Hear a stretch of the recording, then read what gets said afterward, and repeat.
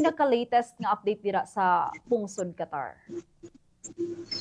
So far, hipos na diri subong. Pila na kami ka days nga wala sang alert. So wala sang attack diri sa Qatar.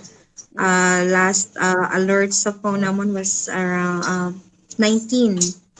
March 19 sang gabi, and wala man siya, I think wala siya nagtupa diri sa Doha, kay wala man kami minabatian after namon may nakakuha sang alert.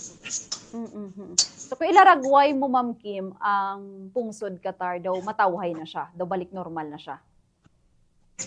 So far is, mama, ginamon nga, ano na siya, nga tawhay na subong, nagabalik na sa normal nga setup ang tanan. And also nag-release na sa statement ang Qatar nga mabalik na sa work ang mga naga-work from home starting tomorrow. Kamusta dira karon, Ma'am, ang presyo sang petrolyo? Kay ti daw asod-asod do, naglain-lain nga pungsod ang apektado sini pagtaas ang presyo sang petrolyo. Dira ba sa Qatar, Ma'am, nagtaas man ang presyo dira? Actually wala ko sa monitor sang pricing sang sang gas, pero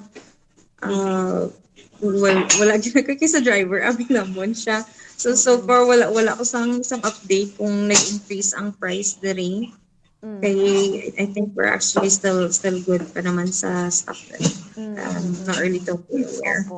How about naman po, Ma'am, ang presyo sa mga balaklo niyo dira? May pagsaka din po ba?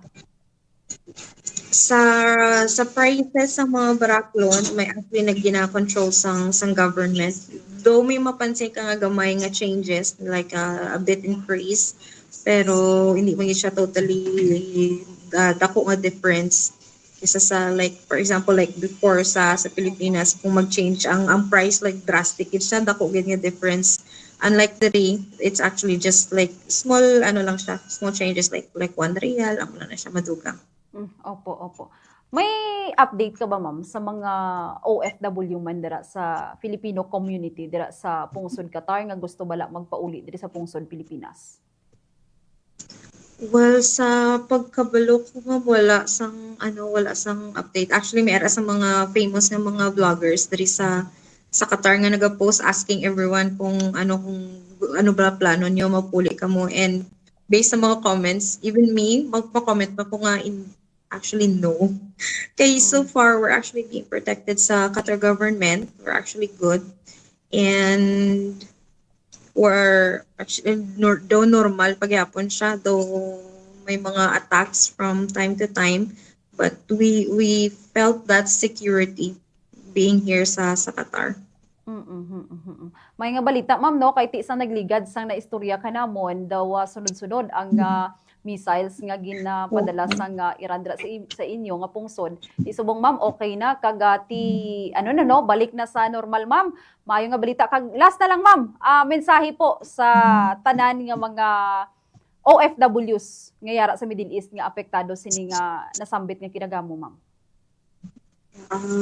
For everyone, kay hindi lang man ang sa Qatar subong at least so far we're actually safe, but for other Filipinos nga ara man sa mga areas nga may continuous lang bombarded sa mga missiles, just hang in there, just keep safe, and we're always praying na mag-stop na gitin siya sooner or later, hopefully.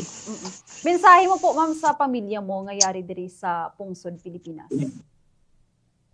Sa family ko, kila mama, kila everyone, mga utod ko da, where we're always communicating, nag-video call kami from time to time, and I'm giving them update.